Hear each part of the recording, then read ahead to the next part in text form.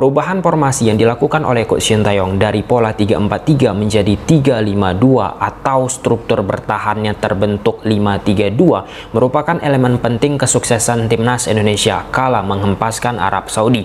Hal tersebut disampaikan oleh Coach STY lewat sesi preskon resmi selesai pertandingan. Sebelum lebih jauh, aku nggak pernah bosan-bosannya untuk ingat ke teman-teman, ketika teman-teman tonton video ini, jangan lupa tekan tombol like-nya. Ya, dari sisi pembahasan taktikal pertandingan timnas Indonesia 2 Arab Saudi 0 sudah kita ulas sebelum video ini tayang. Aku harap teman-teman sudah menonton video tersebut secara utuh karena berkesinambungan dengan video ini. Kita akan mengelaborasi beberapa poin yang dikatakan oleh Coach Shin Tae-yong lewat sesi preskon resmi selesai pertandingan melawan Arab Saudi. Dan ada satu statement menarik juga yang dikatakan oleh pelatih Arab Saudi, Hervé Renard, menanggapi apa yang dilakukan oleh pemain Arab Saudi saat bertemu dengan timnas Indonesia. Kita masuk dulu dari sisi timnas Indonesia. Nah, jadi Coach Shin Tae-yong katakan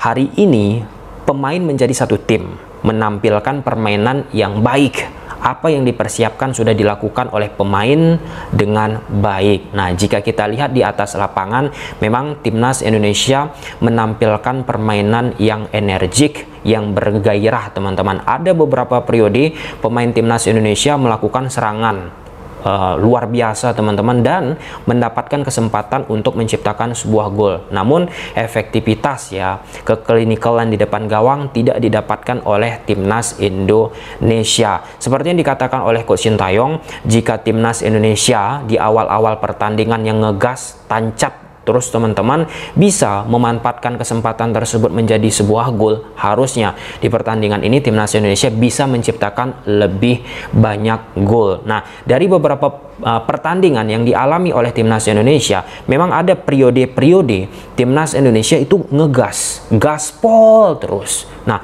dikala timnas Indonesia melakukan gaspol, acap kali pemain timnas Indonesia kita nggak mampu memanfaatkan momentum tersebut.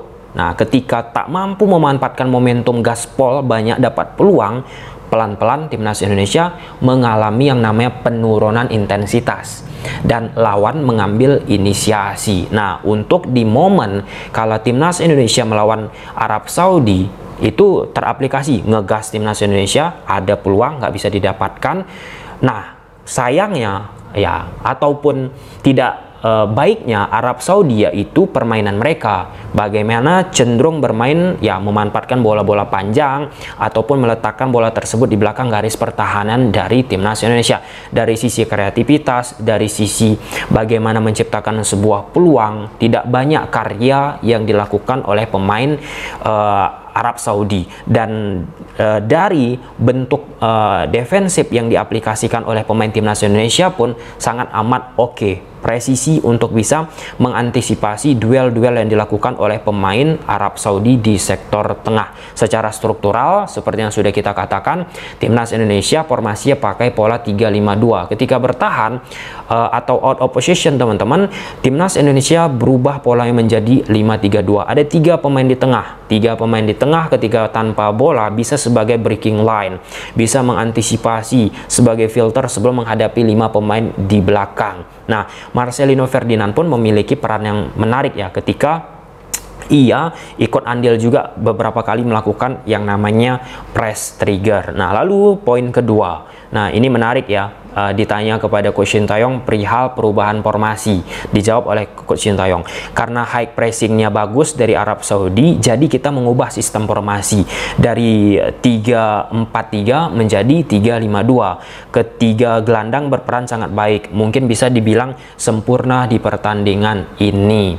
Ya, secara fisik memang luar biasa kan Arab Saudi, secara intelijensi bagaimana dominasi yang coba diaplikasikan oleh Arab Saudi, salah satunya memanfaatkan sektor tengah. Di pertandingan sebelum menghadapi timnas Indonesia, Arab Saudi, teman-teman, lini tengahnya sangat amat kuat. Nah, kalau timnas Indonesia bersua dengan Arab Saudi, timnas Indonesia mampu mengerem, mampu menurunkan kekuatan dari misalnya double pivot nomor 16 Gamdi dari Arab Saudi. Nah, itu kenapa bisa terjadi? Dengan sistem yang diterapkan oleh Coach Sintayong, 3-5-2, secara pertahanan berubah menjadi 5-3-2, ada 3 pemain di tengah. Secara struktural pun kita tidak kalah orang, pun termasuk pada saat sesi build up yang dilakukan timnas Indonesia, opsi yang dilakukan permainan bypass pun ketika mencoba bermain 1-2 sentuhan kaki ke kaki, karena ada 3 pemain timnas Indonesia, ya ada kesempatan untuk bisa menciptakan lebih banyak opsi passing ataupun mencari rekan-rekannya ketimbang hanya meletakkan 2 pemain.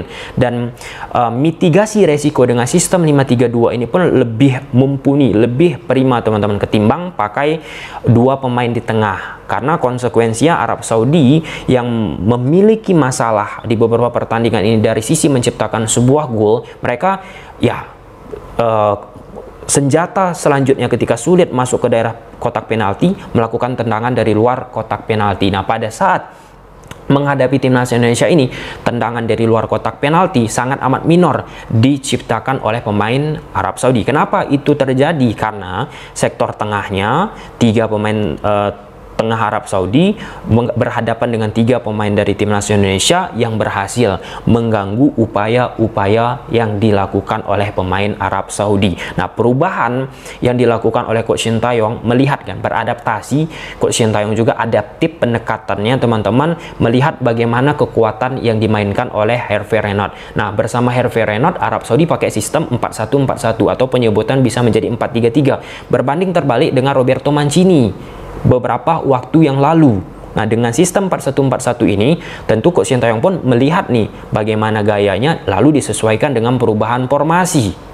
Nah, perubahan formasi yang dilakukan oleh Coach Sintayong pun sebenarnya secara originalitas tidak mengurangkan esensial bagaimana filosofi yang sudah dituangkan oleh Coach Sintayong sejak lama. Bermain reaktif, lebih banyak menunggu, kemudian melakukan serangan balik. Dengan sistem 5-3-2 ini pun, serangan balik yang dilakukan oleh timnas Indonesia lebih bertenaga. Kenapa lebih bertenaga? Karena di sektor depan plus di sektor tengah ada yang bantu teman-teman, banyak orang. Nah, ketika banyak orang melakukan transisi, itu akan lebih saling membantu satu sama yang lainnya, pemain di atas lapangan teman-teman, dan itu teraplikasi. Ragnar Strike terbantu dia dengan adanya Marcelino, ataupun Marcelino terbantu dia dengan adanya Ragnar Oratmangun ataupun Rafael Strike, sembari menunggu distribusi bola yang dilakukan oleh Tom Haye. Ivar Jenner sebagai memang penghandle ya, melindungi sektor tengah dari timnas Indonesia dari kebocoran serangan yang coba dilakukan oleh pemain-pemain Arab Saudi. Kemudian poin ketiga, dengan kemenangan melawan Arab, target memposisikan posisi 3 atau 4 bisa diwujudkan, ini dikatakan oleh Coach Sintayong, karena kita 2 match lagi akan bertanding di laga home. Nah, ini sudah kita ulas teman-teman di judul video Timnas Indonesia Game On. Nah, silahkan saja simak video tersebut. Ya, aku memikirkan hal yang serupa juga dari Coach Sintayong, struggle ini grup yang dimiliki oleh timnas Indonesia. Bukan hanya timnas Indonesia struggle, tetapi pesaing-pesaing kita struggle. Kadang di pertandingan oke, namun di pertandingan lain tidak oke.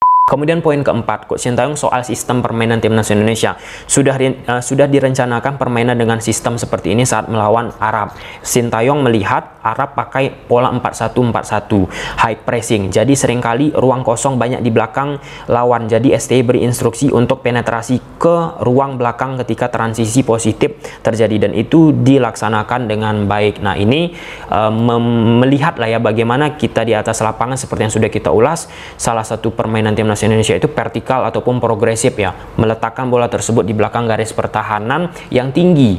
Otomatis ketika lawan Arab Saudi melakukan high pressing, 4 pemain belakang dari Arab Saudi di belakangnya itu kan akan memunculkan ruang. Nah, disitulah beberapa kali opsi dilakukan, baik itu lewat through pass, baik itu lewat bola panjang, atau dari posisi belakang langsung menuju ke sektor depan, kecepatan dioptimalisasi. Nah, dengan cara permainan tersebut teman-teman terkesan sederhana kan, tetapi butuh itu intelijensi, pemain pun memahami, pemain pun mau bekerja keras di atas lapangan untuk bisa mengaplikasikan dan menghidupkan sistem yang digunakan oleh Coach Sintayong, dan terjadi apa yang diinginkan oleh Coach Sintayong berjalan secara prima teman-teman. Dan Marcelino yang mendampingi Coach Sintayong di sesi preskon ada menyenggol sedikit ya tentang pressure. Nah, karena sebelum menghadapi Arab Saudi ini, Coach Sintayong timnas Indonesia pemain-pemainnya kena pressure ini, kena tekanan. Nah, salah satu kunci poin yang disampaikan oleh Marcelino penting untuk mengendalikan, mengontrol apa yang sedang terjadi ini, khususnya bagi para pemain ya.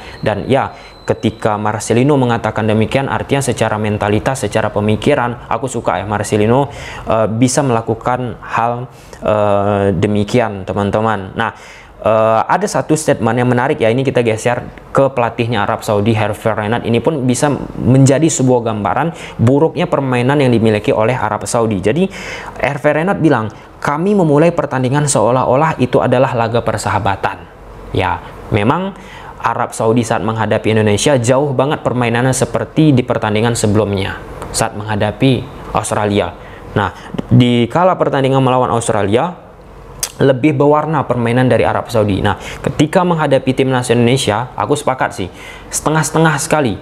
Organisasi, struktur pertahanan, kemudian bagaimana menciptakan efektivitas di depan gawang pun tidak bisa dilakukan oleh pemain Arab Saudi. Dan aku nggak kaget ketika Hervé Renard sendiri mengatakan Arab Saudi bermain seperti di laga persahabatan. Good luck untuk timnas Indonesia, good luck untuk Coach Sintayong. Dan ya, perubahan-perubahan yang dilakukan oleh Coach Sintayong dari pola 3-4-3 menuju 3-5-2 sebenarnya nggak asing ya. Banyak laga-laga ketika timnas Indonesia kekurangan orang di sektor tengah, Coach Sintayong mengubah polanya, formasinya dari 3-4-3 menjadi 3-5-2. Kadang 3-5-2 yang sudah diubah oleh Coach Sintayong nggak berjalan di atas lapangan, dibalikkan lagi menjadi 3-4-3. Memang tergantung lagi kepada lawan yang dihadapi, kepada kebutuhan yang dimiliki oleh timnas Indonesia saat bersua dengan lawan A, B, C, D, E, dan seterusnya. Gimana menurut teman-teman? Silahkan tulis di kolom komentar. Bye.